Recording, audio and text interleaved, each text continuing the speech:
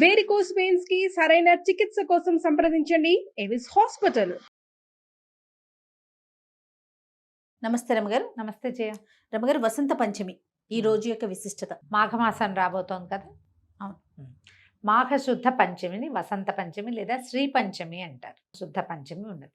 అయితే ఈ శుద్ధ పంచమి ఇది వరకట వసంతకాలం ఇక్కడి నుంచే మొదలవుతుందని కూడా చెప్పేవారట.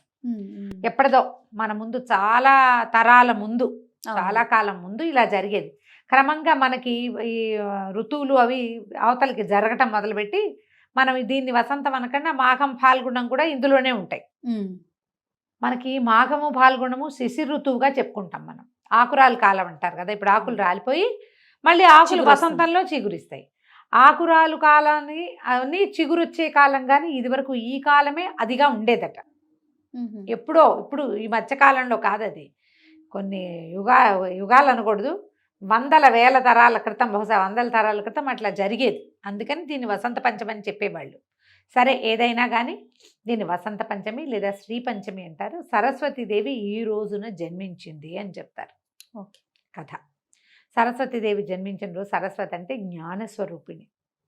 పుస్తకాలతోటి వచ్చేదే కాదు, ఐక్యూ, బుద్ధి, జ్ఞానము, జ్ఞానస్వరూపిణి. కాబట్టి సరస్వతి ఆరాధన ఈ రోజున చేయాలి. మనం మామూలుగా రెండోది ఎప్పుడు చేస్తాము? మన సరస్వతి పూజ మూలా నక్షత్రానికి చేస్తాం. మూలా నక్షత్రం అప్పుడు తప్పకుండా చేసుకుంటాం. దసరా అప్పుడు చేస్తాం. మూలా నక్షత్రం నాడు అందరూ చేసుకుంటారు. అప్పుడు కూడా మనం అక్షరాభ్యాసాలు చేస్తాం. ఇప్పుడు ఈ రోజున కూడా అక్షరాభ్యాసాలకి చాలా మంచిది. ఏవైనా స్కూళ్ళు మొదలు పెట్టేటట్టయినా, లేకపోతే పిల్లల్ని స్కూల్లో చేర్చేది రోజైనా, చిన్నపిల్లల్ని చిన్నది వేస్తారు, అంగన్వాడీకి పంపించాలన్నా మంచి రోజు చూస్తాం కదా. శ్రీ పంచమి మంచిది. పిల్లలకి ఏదైనా కొత్త చదువు నేర్పించాలి, కొత్త విద్యలు నేర్పించాలి, సంగీతము, నాట్యము లాంటి లలిత కళలు, జ్ఞాన సంబంధమైనవి ఏవైనా సరే, కొత్త సబ్జెక్టులు, కొత్త కోర్సులు, కొత్త పుస్తకాలు. రఘువంశ కావ్యాలు చదువుకుంటారు చాలామంది పెద్దవాళ్ళు. ఇప్పుడు సంస్కృతం చదువుకునే వాళ్ళు తక్కువ ఉన్నారు కదా. ఇది వరకు కావ్యపాఠం మొదలు పెట్టాలంటే వసంత పంచమి కావాలనుకునేవాళ్ళు. ఈ రోజున మొదలుపెట్టింది జ్ఞాన సముపార్జన వైపుగా పరిగెడుతుంది. మనం ఓడిపోం, గెలుస్తాం. ఏదైనా ఆర్ఆర్బీలు, బ్యాంక్ టెస్ట్లకు అప్లై చేసుకునేవాళ్ళు ఈ రోజున ఓమని మొదలు పెట్టుకుని వర్కులు మొదలు పెట్టుకోవాలి, చదువుకోవటం మొదలు పెట్టుకోవాలి. సిడబ్ల్యూఏ లాంటివి, హెచ్డబ్ల్యూఏ చేస్తారు, సిఈఎల్ చేసేవి, అందరికీ కూడా ఇది చాలా మంచి రోజు. తిరిగి ప్రత్యేకమైన పూజా విధానము అంటూ ఏం చెప్పబడలా. సరస్వతీదేవి పటం, వీణ వాయిస్తున్న పటం ఉంటుంది కదా, ఒక పటం పెట్టుకోవటము. మనం ఏ పుస్తకాలు అయితే మామూలు స్కూల్ గోయింగ్ కిడ్స్ ఉన్నా, కాలేజ్ గోయింగ్ కిడ్స్ ఉన్నా, మనమే ఏదో చదువుకుంటుంటే మన పుస్తకమే ఓ శ్రీకారణమో, ఓంకారమో, లేకపోతే స్వస్తికో రాసి పసుపుతోటో గంధంతోటో కొంచెం కుంకుమ బొట్టు పెట్టి ఆ పుస్తకాన్ని అమ్మవారి దగ్గర పెట్టడం. ఆమెకి తెల్లని వస్త్రాలు, తెల్లని పువ్వుల దండలు ఇష్టం. గంధం సమర్పించటం.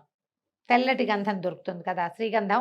మన ఎర్రటిది రక్తచందనం కాకుండా మామూలు చందన సమర్పణ చేయటం అమ్మవారికి. తెల్లని పువ్వులతోటి అర్చన చేయటం. సరస్వతి అష్టోత్తర శతనామావళి దొరుకుతుంది, ఆన్లైన్ దొరుకుతుంది. మామూలు మన పూజ పుస్తకాల్లో సరస్వతి అష్టోత్తరాలు ఉంటాయి. దసరా పూజల పుస్తకాల్లో తప్పకుండా ఉంటాయి. అష్టోత్తరం చదువుకోవటం. లేకపోతే సరస్వతి నమస్తుభ్యం వరదే కామరూపిణి విద్యారంభం గరిష్యామి సిద్ధిర్భవతు మే సదా, అలాంటి మే సదా శ్లోకమైనా సింపుల్గా చెప్పుకోవచ్చు.